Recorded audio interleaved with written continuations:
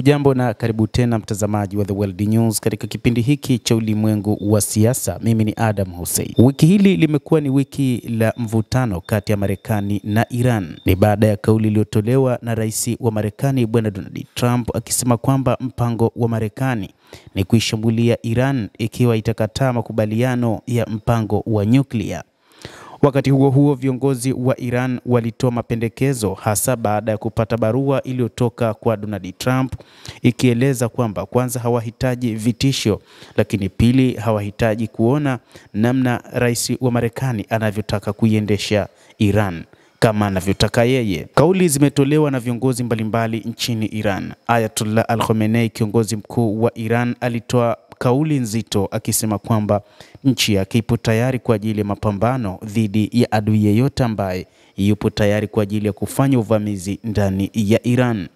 Kadhalika viongozi wengine ikiwa ni pamoja na Rais Masoud Pezeshkian wa nchini Iran, naye pia alitoa kauli nzito akisema kwamba Iran haitomwangalia mtu hivi hivi, itachukua hatua juu ya kile ambacho yeyote ama adui ataamua kufanya.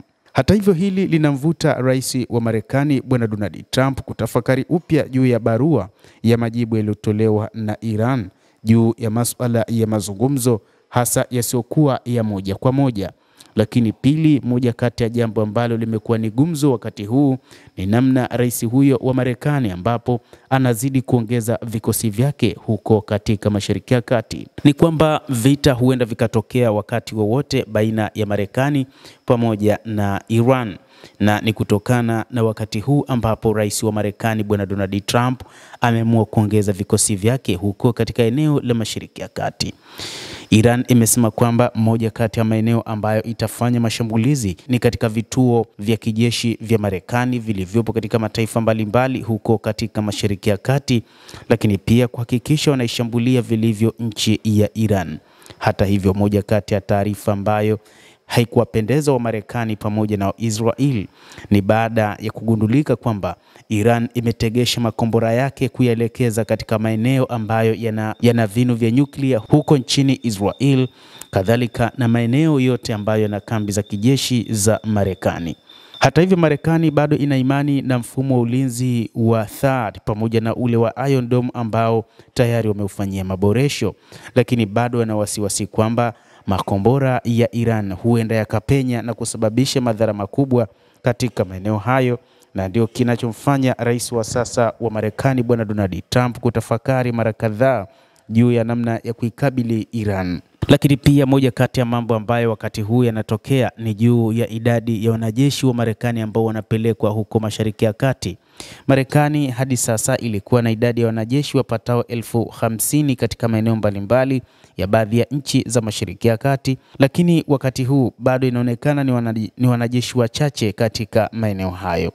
Hata hivyo, bado anatafakari kauli za Urusi kwamba Marekani haipaswi kufanya shambulizi lolote katika maeneo ya Mashariki ya Kati, hasa katika eneo la Iran, hususan katika maeneo yake yenye vinu vya nyuklia kama ambavyo rais wa Marekani Bwana Trump ameeleza. Urusi imetoa onyo kwa Marekani kwamba haipaswi kufanya shambulizi lolote katika maeneo hayo na kwamba hili litakuwa ni gumzo kuu katika maeneo hayo na kusababisha madhara makubwa.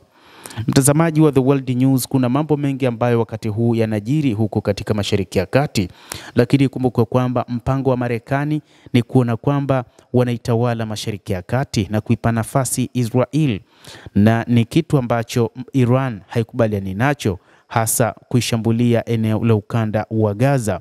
Ikumbuka kwamba rais huyo wa Marekani aliwahi kusema anataka kuifanya Gaza kuwa Riviera ya Mashariki ya Kati, kwa maana iwe ni sehemu ambayo ni ya kitalii zaidi na kwamba yeyote anaweza akaingia, na ndio sababu ya kutaka kuwaondoa wakazi wa ukanda wa Gaza kwa maana ya Palestina, peleka katika mataifa kama vile Jordan, lakini pia kuwapeleka katika maeneo kama vile Misri na hata baadhi ya mataifa ya Afrika nayo pia yametajwa.